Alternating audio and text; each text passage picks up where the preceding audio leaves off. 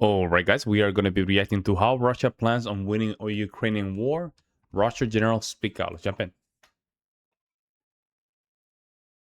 Hi, I'm Larry Johnson, and welcome to this next edition brought to you by the International Unity Club, a club dedicated to promoting dialogue between the United States and Russia, recognizing that both countries should have an interest in peace.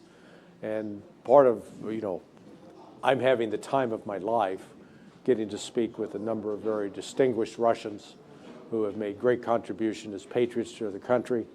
And we got one of those with us here today, General Aludinov. General Aludinov is a hero of Russia, but I've also had the chance to sit with him in private. He is a good and decent man, a man of high morality. And so, General, thank you for being with me today. Thank you. Always welcome. All right, so we've got a lot to talk about. Let's start see what's with going the on here. latest breaking news. Overnight, Donald Trump announced that they're going to impose more oil sanctions on Russia and that declare that Russia must agree to an immediate ceasefire. How did you react to that news?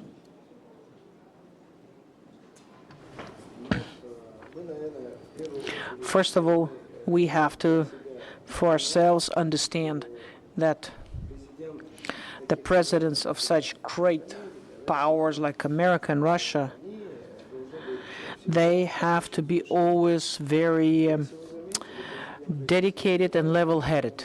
The president of Russia, he goes with one line. He doesn't go off left or right. Yeah. It's his straight road. He's got the objective, he's got the target, and he goes towards it. Concerning presidents of America as the previous one and today's, it surprises that this agenda is changing. And they want to have a fight, they want to have a peace, or they want to have a fight. At the same day, in the morning he has a bad mood, he makes a bad decision. He has a good mood, he has a good decision. Today he says, I'm going to impose sanctions, I'm going to give guns to Ukraine. And in this light, to speak to Americans, real Americans, we have to understand that if you take regular nations, peoples, Americans and Russians, we don't need confrontation. We don't need war. I know that the society, in any society, a person, they have one thing to care. They don't want to be killed. They want to have good food. They want to have a good house, raise their children, to have a healthy, good life and family. And today the politics, as we speak about, in the European countries and everywhere, it took a globalist face, maybe a status that they change one president to another. It's completely nothing. And the agenda could be changing a little bit, left or right, shaking, but at the end it'll bring to the same place where the previous president and before him would come to. Of course, in this light, we want Americans understand for themselves that we are not a state that is going to take somebody over. Russia is a state, has 1/6 of planet of Earth. We have plenty of land for ourselves. We have all the resources. We're a wealthy, rich state. We have only one care. As a state, we don't want somebody to take our sovereignty. We don't want somebody, rockets, nuclear warheads of NATO bloc would be by our threshold, 500 kilometers away from Moscow. We don't want that.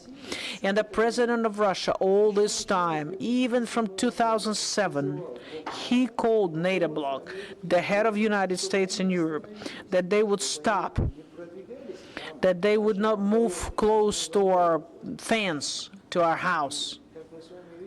And as we see, nobody wanted to hear us. Right. And today, when they blame us on something that we don't want to stop the war, or we have not started the war. It was started, the General Secretary Nuland of the United States, Soros, who paid billions of dollars to make a revolution on Ukraine territory, change the legal power there, and they bring to power people who are for them, manipulated. They manipulate those people. They do what they say do. They tune up the state against them.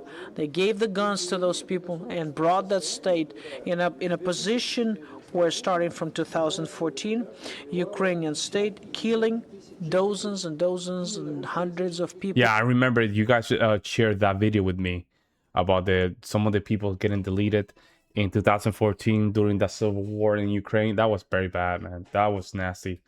Very sad, because in the reality, it's brother against brothers. In the Russian-speaking regions, as we had to come and help to our brothers. And of course, a situation when Ukrainian resource was pumped there, they attempted not to hold Russia to have peaceful coexistence, but to create attack, assault. And we know about that. And in this case, this war, it's a reason of that connection of the activities that were done by American state and the NATO bloc. And of course, Trump wants that Russia and Ukraine would not fight. They have to make their own decision on a person who is appointed at the Ukrainian territory, and theirs. Just take a decision, make a decision upon that person, and the war will be finished one day.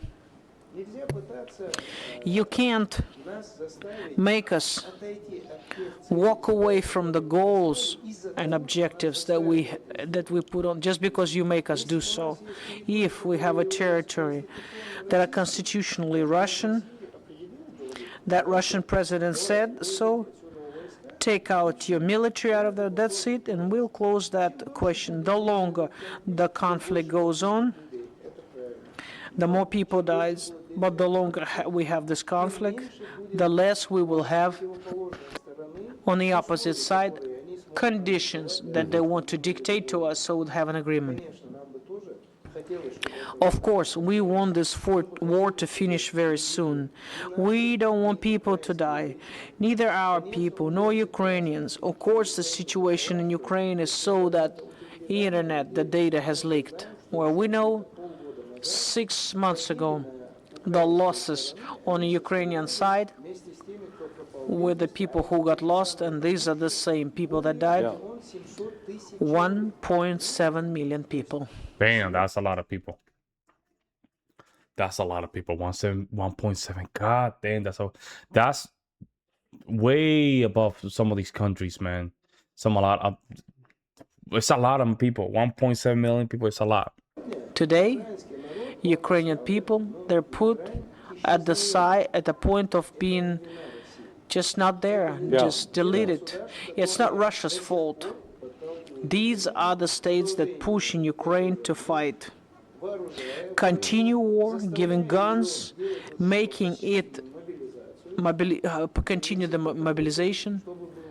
If you want to have peace, they just have to give the guns and make them fight against Russia. The war will be over. Yeah. You know, one of the, I don't want to call it a criticism or one of the critiques that's presented in the West that I fight against. They claim that, oh, the Russian military is so weak, they're so overmatched because they haven't taken much territory. They took, you know, in the first 6 weeks, they had 22% of Ukraine. Now they only have 19%. You know, all of that's a lie because they calculate with the entire landmass.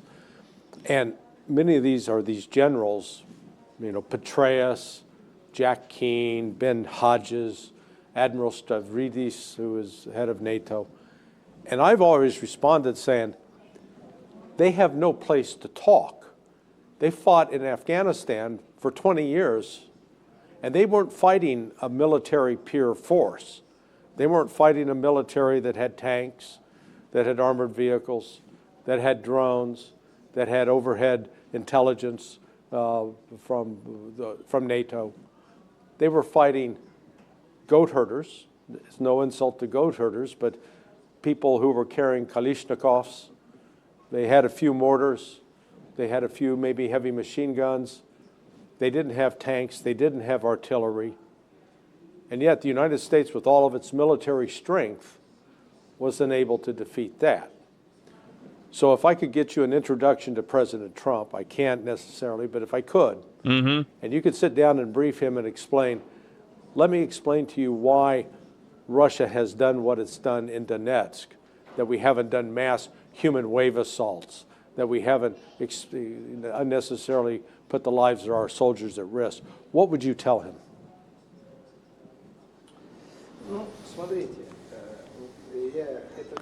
All this I've heard.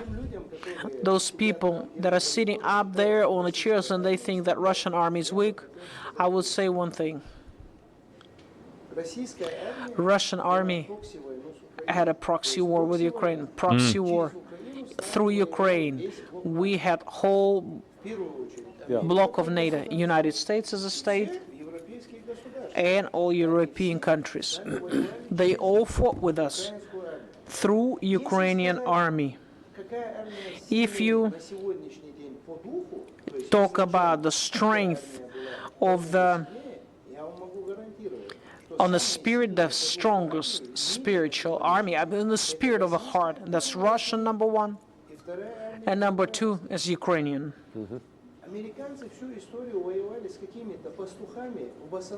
And Ukrainians were fighting, they think that they were fighting those goalkeepers, you said, wearing sandals. They're great warriors. You guys, special forces. I respect that, but Ukrainian army lost that status of the army number one. It doesn't have it. Why? Interesting statement. So he's saying the United States doesn't have the status of the most powerful military. It could be true, or it could be not true. Because you fighting those people that were wearing sandals decided that the whole war is just like that. Going after two Arabs or two Afghanistans and bomb them with some kind of planes or your drones. Today, the war has completely different form. Our divisions of the Ministry of Defense of Russia, for today, they're most powerful. They have the biggest experience of how to have military action and fighting against the whole bloc of NATO united that were throwing all the weaponry they could that was available. Everything they had, all these tanks and guns, shuttle. You have given to Ukraine army everything. If somebody would say, by fighting with one of the resources of the state, Russia, against all those other countries in system bloc. But soldiers, doesn't matter who uses those guns. I can tell you that if with the same weapons that NATO bloc would fight us, we would just, we wouldn't even talk. They would be just all destroyed. We know exactly for a long time what is the price for everybody in this war. You cannot value us in such a way that we are not making big steps or quick attacks or moving forward. Let them count what is the number of our army.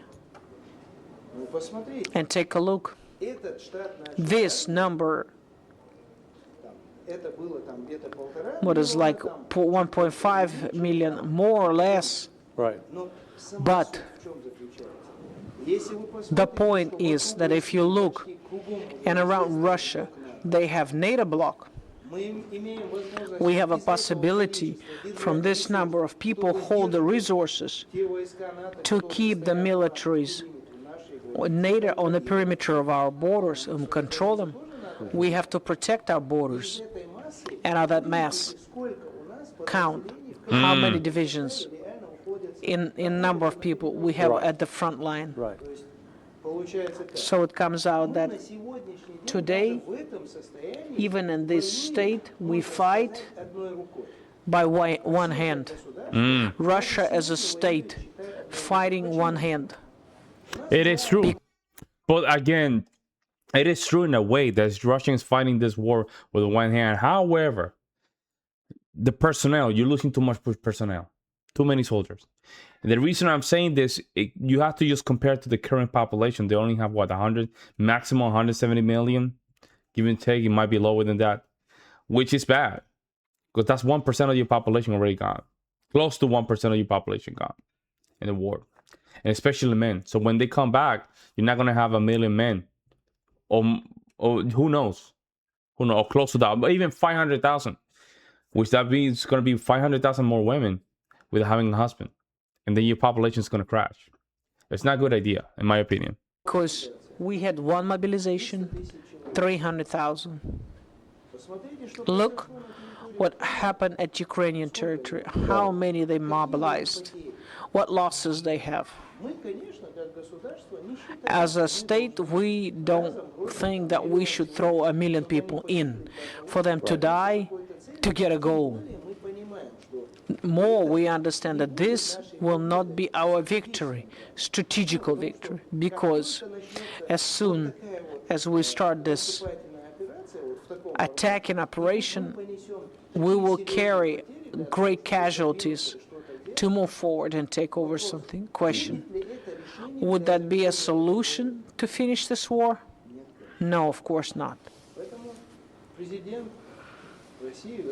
So the president of Russia, Mr. Putin, every decision that he takes, he measures not the military victory at certain point. He today measures it by the situation inside the country and the external situation with a bloc of NATO and the countries that are still in allies with us. They want to be friends with us. He measures every step, even today. We go forward every day. Step by step, we take over the military forces of our opponent. And there are a lot of people who are hired in those divisions. We know that those people were from military, from Polacks, Americans, Brits, Germans. Just count how many were there and how many were able to go back home alive. Any collision we showed in the spirit and the preparedness. There's nobody equals to Russian people. I would advise to all these great, smart people, so-called, they could not even finish any operation they had except for the killing civilians. I would recommend them wait. In reality, what took place and the mistakes that were spoken that Russia would fall apart, economies fall apart. That's it. But we remember the things by Barack Obama and every president, step by step, he thinks it's a smart thing to do. They know it all, and Russia's going to fall apart. Right. But as you see, we can say 2024 GDP of Russian Federation has grown up 3.5%. That didn't happen even in a peaceful time. It's not that we're falling apart. Instead, we're developing. The economy is developing, and to say that we have no ability to have war because we don't have the money, finances, I think it's dumb, foolish. China, India, they will buy from us oil, gas, and other resources. Yeah, and that's what is going on right now. So India and China, they're buying gas from Russia, and they're reselling that gas to the Western countries. So he's not wrong, though. Even now, European countries, they cannot refuse fully from our resources. So trying to put us on the knees, trying to cut our economy, tear it apart. Europe is on the knees. Fully, they don't have fully all the whole economy. That's Europe, lost economy. First economy number one, Germany. In principle, it's in a state of despair. It's going to blow up. And other countries are in the same state. So in this case, those that analyze somewhere far away, sitting at their houses, the situation on some internet resources, making a conclusions that we're going to fall apart today or tomorrow, that we cannot lead the war. At least one time, like you, come to Russia. Let them talk. Let them discuss what they see, what we have on the shelves in the store. Right. They say that we're hungry here. Let them come and take a look. We'll live a lot better than Americans. Okay. So what takes place now in America, a great country, a great economy, they put it in a such condition and state that it is America today. Is at the stage of civil war. Yeah. And with this rhythm, the heads of the European and in America state, that in their countries will start having a civil war. And believe me, He's not wrong. We're in a very close position with that. Right now, Democrat won a lot of races that they were supposed to win, but the people that they actually won the races, they're not good people. They were just calling for assassination of their opponents, which is kind of weird, and they won. And I think 93% of those voters were okay with the, but they're okay with the message sent about the sent through those politicians. Like the politicians were calling for death of their opponents, and 93% of the Democrats favored that message. It's crazy. they won't have enough time for us. Well, I've joked Yeah, that's that, you know, that's the West there you is- go. That's it. That's it. The United States don't have time to just deal with Russia, man. Russia should be like a thing that it should not be even a priority right now, because clearly we have bigger fish to fry. I agree with him. Let me know what you guys think. I'll see you next one.